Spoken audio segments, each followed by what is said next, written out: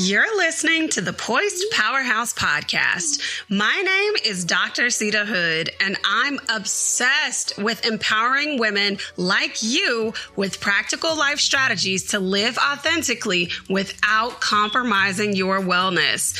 I used to be caught up in the hustle hard mentality until I learned that my quirky little traits I thought weren't that important actually turned out to be the secret sauce I needed to step boldly into my purpose and create impact, not only in my life, but so many amazing women around me.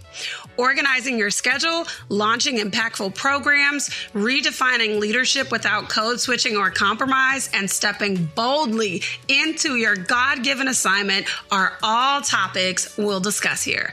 Think of this podcast as that Sunday brunch with your girls that feels so therapeutic you can't wait to get to it. But let's clarify, this is not a substitute for a relationship with a licensed therapist. All right, grab your notebook and your coffee or your tea. We don't discriminate over here. And let's start the show.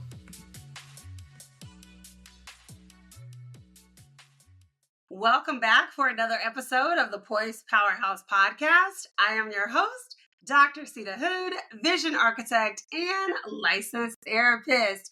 What's in your mug? What's in your mug? What is in mine is essentially a caramel latte. Of course, y'all know we're using Bay, the Nespresso. And to use this, or to make the caramel latte, I used 2 double espressos, okay? And I hesitated because I know that there are some of you that are going to judge me for using 2 pods. But y'all will be all right, okay? How am I feeling? Well, spiritually, I'm not even going to hold you spiritually. I'm feeling like that girl, okay? And I don't mean that in a prideful way. I'm not trying to be like conceited or nothing like that. You know how it is when the devil been like beating up on you. He been trying to kick your butt. And in that moment, it feels like you have nothing left. It feels like you can't get up out the corner and fight. You know what I'm saying? Sidebar. One of the songs that low-key got on my nerves and still do kind of get on my nerves that encourage yourself. Like, no shade to y'all, but I be tired of encouraging myself. Okay, no. But for real though, you be getting tired of encouraging yourself. So no shade to them. But anyway, back on topic. So it's one of them moments when you play the song, encourage yourself, and you just don't even got it in you to sing encourage yourself. And so you've been feeling too weak to fight. And then all of a sudden, you start to get that energy back. And it's like, yeah, what's good? Okay, now we finna start praying and we about to start summoning the minister and warring angels to come down and fight because you done messed with the wrong one. You should have got me when I was down because now it's over with, okay? God done reminded me who I am. So if I had to summarize that in natural language, I would say that I am feeling very much empowered today. So life is not perfect, but I'm feeling really regulated. How about you? What you drinking on? How you feeling? Let me know. Let me know in the comments, or you can tag me on Instagram. Okay, let's talk about our topic, time blocking. Yeah, I know. Some people are not even gonna honestly click on this episode if they see that it's about time blocking, because traditional time blocking be having people feeling very rigid. And honestly, it does give ick vibes, right? Because it's no room to breathe. It is schedule this here, put this here, do this, do it, fit it, Tetris game. And you just feel overwhelmed, overworked. You are exhausted 24/7. And I think that it might seem like it's the best method for knocking stuff out of your to-do list. But if it was the best method, your list would be done. Okay, I'm going to get out your business. Okay. Seriously, though, it seems like it's the best method, but it's really not. So I want to talk about how I personally use time blocking because I do love time blocking, but When I'm talking to women, I talk about switching to routines instead of schedules.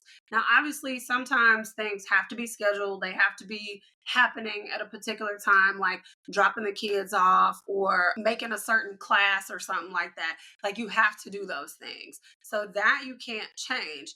But if we do this sort of hybrid scheduling, what we can do is like establish routines and then have certain time blocks where we throw the routines in there.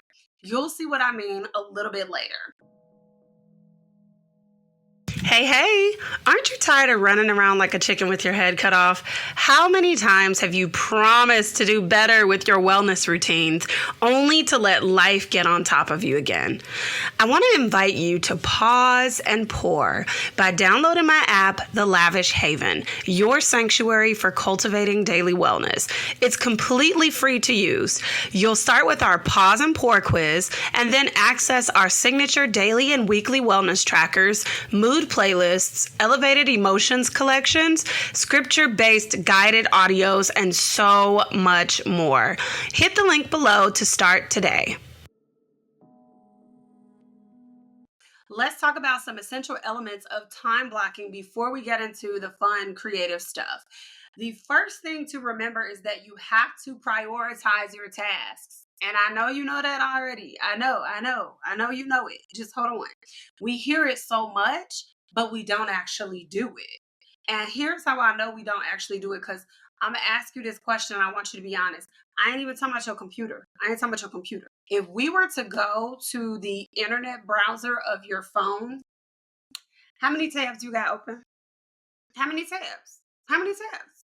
How many tabs do you have open right now? When you said that you was going to come back to that website and do that, go back to that website. Well, let me save this. That's all you got to go by. How many tabs? Now, we allow ourselves to get distracted because we think that we do have the ability to multitask. But I have to say, like in 2025, multitasking is extremely hard. Why? Because we got the ability to have so many tabs open at once. And that's in multiple areas. That's on your laptop, that's on your tablet, that's on your phone. And it's not just that. Like, how many times is it like, okay, I'm going to do this while I also do that. I'm going to do that while I'm also doing this. Like, you got your hand in too many pots. And the truth is, ain't nothing going to come out perfect because you're too distracted. Nothing is getting 100% of your attention when you are operating like that. So we can't do it. We got too many tabs open. And I know it's very much a struggle to close out all the tabs because I be having a struggle. I go through the same thing. I'll start working on something and then it's like, oh, wait, let me come over here and finish this. And it's like, no. My secret weapon for not getting drawn up in what I feel like needs to be done, I have my digital planner open and I have a digital notepad right there. So when I'm getting distracted and I'm like, oh yeah, I still got to fix that. And I want to stop and work on it because I think it's just going to be right quick, quotation mark. And it's really not. It's like another 30 minutes. I just scribble the task down and get back to what I was working on. So have you ever felt like you had a plan to tackle something really, really big, but then when you look at your to-do list hours later, that top 3 ain't even been touched, honey? In fact, maybe nothing on your list has been touched, yet you're exhausted because you feel like you've been running all day. The truth is, you did do things and you were productive. You just took care of the low-hanging fruit. You didn't take care of the larger tasks that would have built momentum that you need or cleared something completely off your plate and freed you up to focus on other things. So we have to remember that you have to prioritize. And like we started off talking about in this episode, time blocking traditionally is seen to be very rigid, but it actually is not meant to be rigid. It's meant to give you freedom and it's meant to create flexibility. We don't give enough room for projects and tasks that we want to work on. We tend to be like, oh, I could get it done in this time period. And then you have packed something else there and you wonder why it's taking you so long. And then it starts this cycle of shame and guilt because you feel like you're not handling things. I should have been further. I could have been. I would have been. If this, you got to leave yourself enough space. Be realistic in your expectations for accomplishing things and overestimate. And if you a mama, you really got to overestimate because them kids going to interrupt you. Baby, they're going to interrupt you, okay? So just go ahead and plan for it. And let's say that maybe you don't have kids, but you have a lot going on. You have big personal life commitments, or you got big projects that you're working on at work.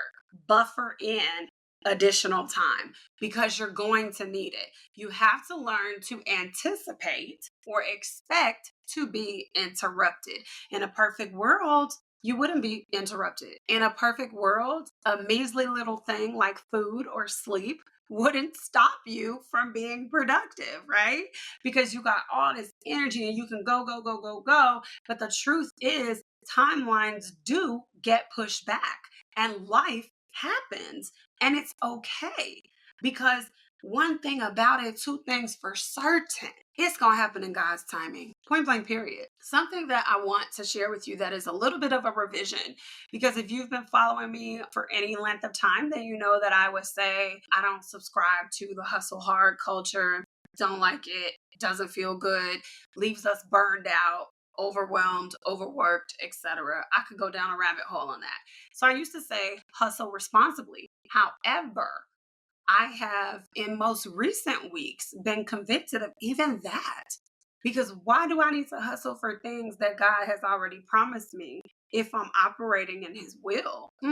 It's a mouthful right there, right? And so I was watching one of Dr. Darius Daniels' sermons where he talked about Adam. And when Adam was in the will of God in the garden, he ain't have to hustle. If we think about what happened as a consequence after that, that's when God said you're going to have to work by the sweat of your brow to get the land to bear fruit for you. But still, when I am operating in God's will, his timing is perfect. Timing is key. And it means that he knows that he created me with this feeble body. He knows that I have children. He knows I have a husband. He knows I got a job. He knows I got a mom. Anything you could throw in there, he already knows. And he still created time for you to do exactly what he wanted you to do without burning yourself out. And if we take the Jesus framework, we'll just say that he created, or God's framework, Jesus, the Trinity, the 3 in 1, he created and then he rested on the seventh day. Created, rested, which means there have to be regular periods or consistent periods of rest for you. Planning for interruptions, planning for that time where you get to rest as you're building. You cannot be so rigid in your expectations that you are creating an unrealistic schedule or timeline for your goals, because you have to stay engaged in real life. And the last thing that I want to say about this before we get into the fun part is that you have to embrace progress, not perfection. Because one of the best things about time blocking is that it creates flexibility and room for you. And that's the reason why it works, because it helps you to generate momentum. There's a little bit of progress every single day, but that progress adds up to something absolutely amazing. I just redid my therapy website, and the old version of me would have been able to do a website in like 3-4 days. And I still could, probably, if that was the only thing I ever worked on, truth be told. But the websites that I created back then were not as intricate as they are now. I didn't have a whole lot of videos. I probably had some stock images, and actually, I don't think I had any videos on my old site. A lot of words and typical buttons, like pretty much a copy and paste sort of website that you see everybody else kind of using. But the websites that I have now for my therapy site and then for my consultation site, oh, those websites are dope. Okay, they're dope. And they're dope because God gave me the vision, and then he gave me the strength to carry out the vision. But it took a much longer time. Why? Because the impact is greater. Because what I produced is greater than what I did then. But that had to be tiny little steps that I took. progress, not perfection. Some of y'all ain't even started because you wanted to look like that, but you haven't produced this one yet. You got to start at the beginning so you learn all the things along the way.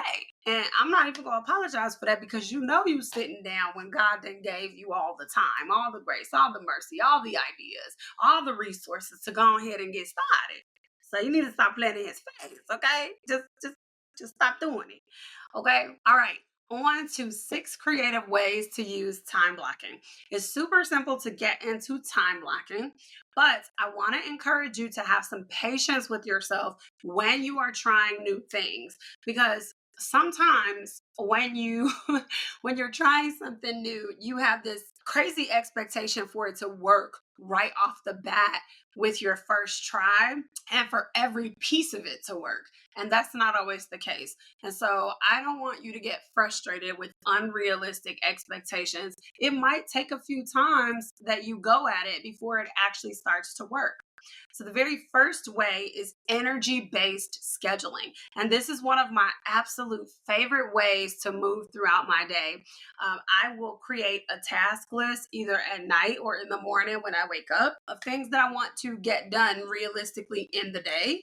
And sometimes if I don't make the list at night, I will intentionally wait to make it in the morning to see how I feel, because based on how I wake up feeling, I pretty much know, how much I can get done in that day and what my energy levels are going to be like for the most part. I have sleep apnea, so sometimes my sleep is a little bit wonky. And so if I wake up and that energy just not there, we're not even going to we're not going to deceive ourselves and add on a whole bunch of tasks. No, we're probably going to manage our energy, coast, give what I got to my clients or the people that I have to pour into that day, give what I got to my family, and then we're going to let the rest figure itself out. So one of my favorite things about this is you can create your tasks, and based on, if it's a typical task that you usually do, how much energy that's going to require of you. And based on how you feel, when you can plug it into your day. So there might be some things sometimes where I plan to do it in the evening and I'm like, I really don't feel like doing it in the evening. I would prefer to get it done in the morning, but I'm not sure how I'm going to wake up feeling. And then if I wake up feeling really energized, or something random happens where there's an extra space somewhere in my day and I get the opportunity to get it done and the energy is right, boom, we slide that task right on in there and knock it right out. Okay.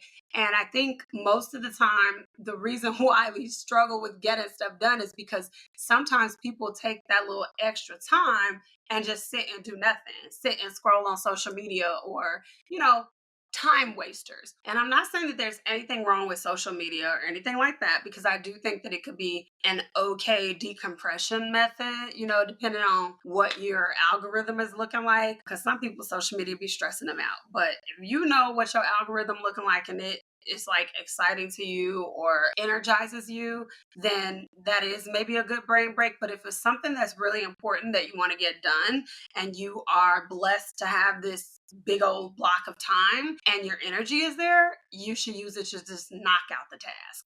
Just go ahead and get it done. Okay.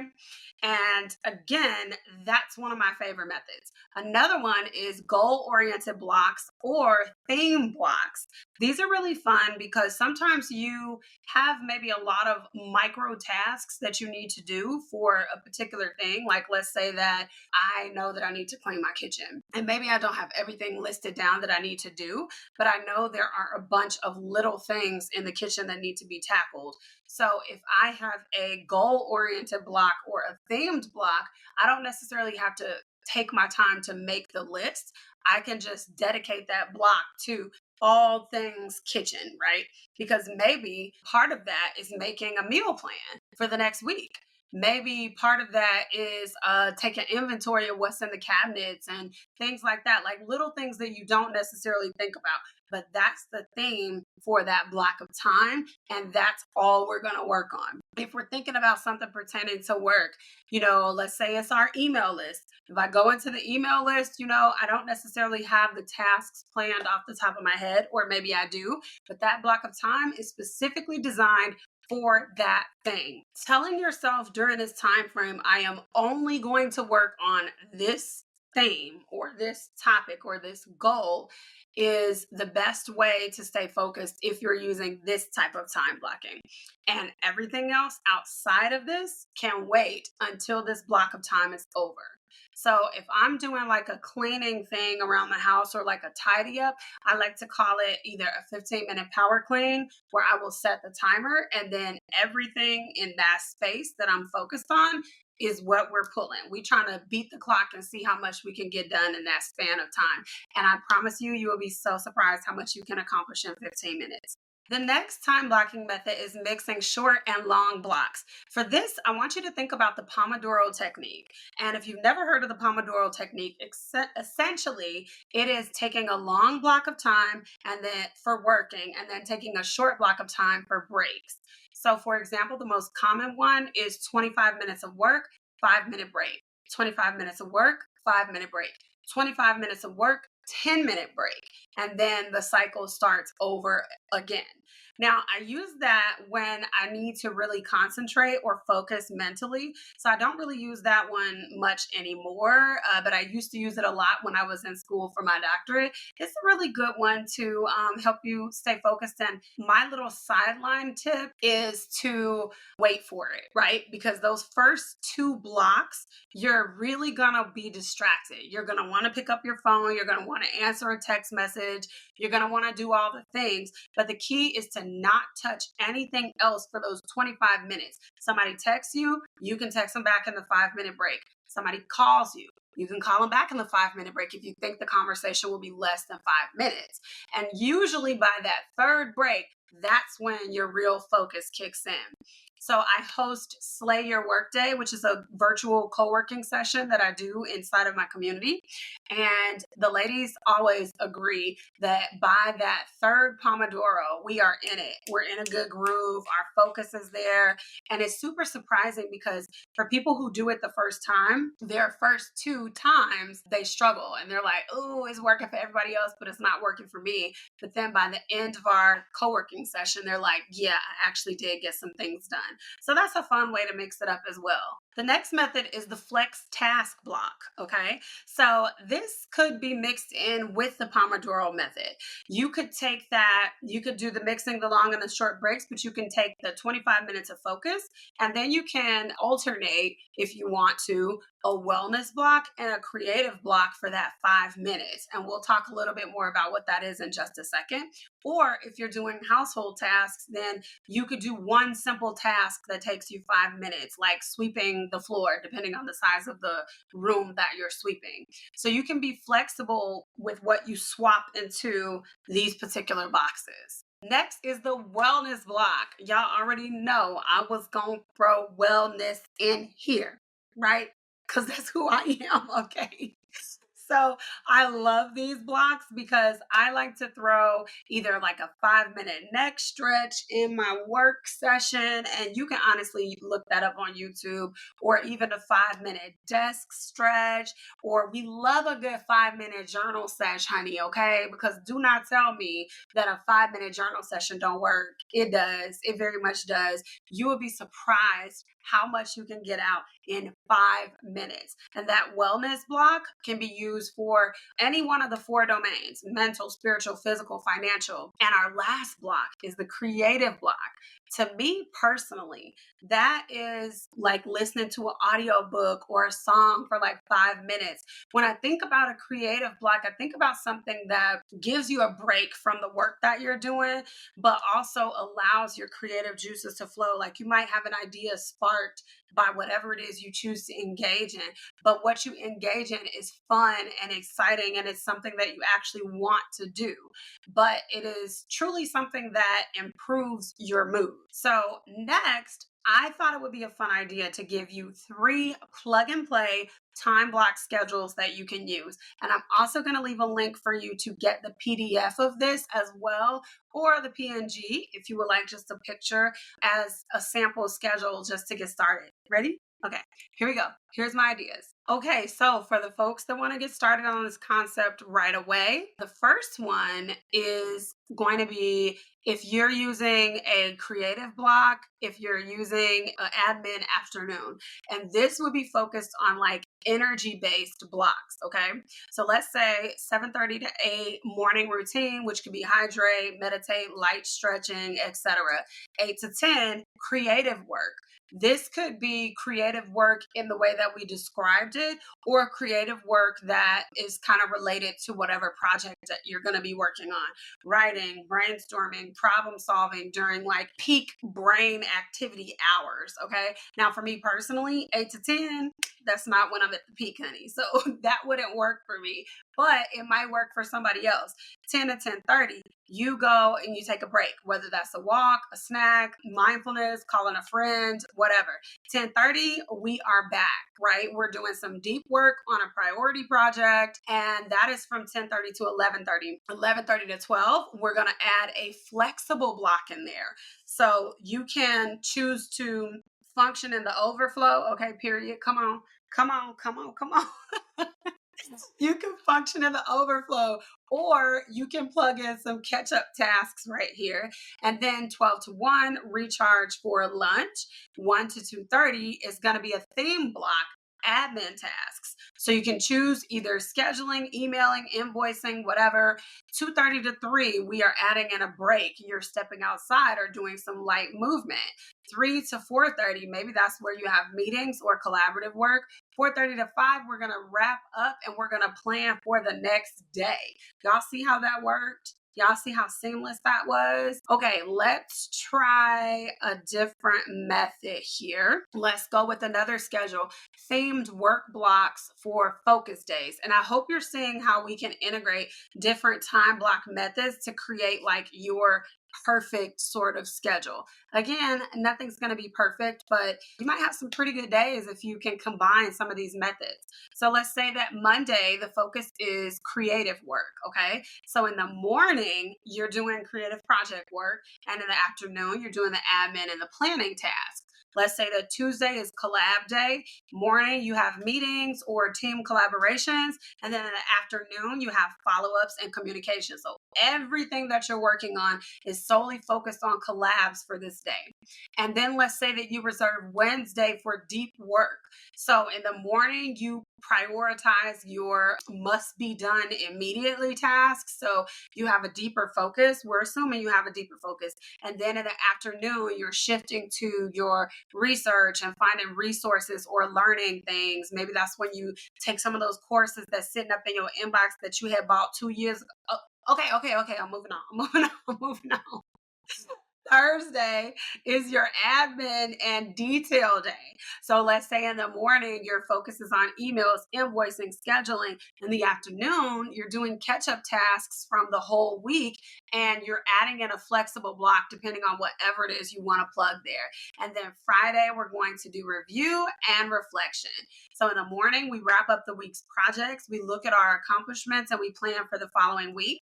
In the afternoon, we do some creative exploration or planning for the next week so that we're ready. Okay. So that's a little bit with the theme. Let's see what else we got here. Okay, let's do flexible block with adaptability throughout the day. Okay. 8 to 8:30 morning routine. And that's you, figuring out your intentions for the day or reflecting on your priorities, getting really serious about what you can actually handle. From 8:30 to 10 a.m., let's say that's a flex block. And what we're going to put in here is high priority tasks, and you set that based on whatever is your highest priority for the day. So remember, you set your priorities pretty early based on how you woke up feeling. And then 10 to 10:30, you take a break to do something creative, to refresh yourself, to feel recharged. 10:30 to 12 is going to be a theme block. Let's just say that we threw creative work in there, whether that's writing, problem solving, designing, or even something that gets your brain flowing and ideas flowing through you. You can do a deep brain dump, something that makes you excited, but also ready to dive back into the work. And then you're going to take a break, which I know sounds counterproductive to be taking a break when you like finally got your ideas and stuff, but we gotta let stuff breathe. So from 12 to 1, we're doing lunch and recharging. And then 1 to 2:30, we have a flexible block where we can do admin work or overflow tasks or even, something that is fun or exciting. Remember these flex blocks? And a lot of these blocks, you have permission to toss in there as you need it. So after that, 2:30 to 3, we have a break. We step outside. We do some mindfulness. We do a guided audio, something like that. 3 to 4:30, meetings for client communication if you want to focus on that. And then 4:30 to 5, we wrap up, reflect on the day, and then you plan for the following day. So tell me what you think, right?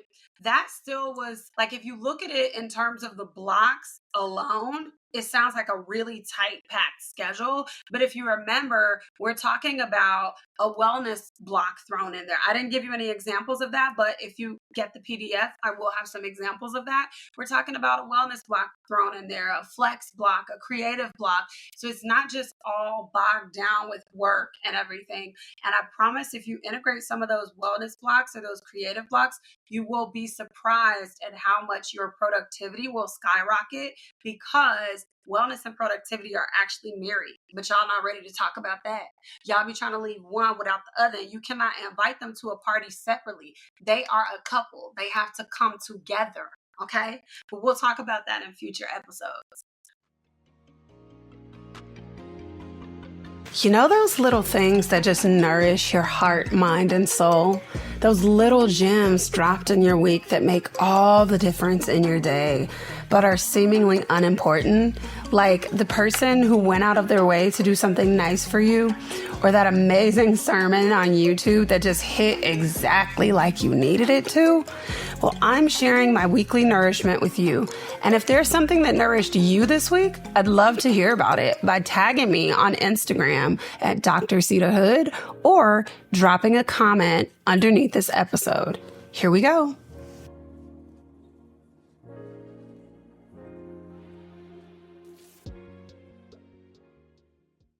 My bestie had a baby and I got to go see him and get some cuddles, and it just warmed my heart.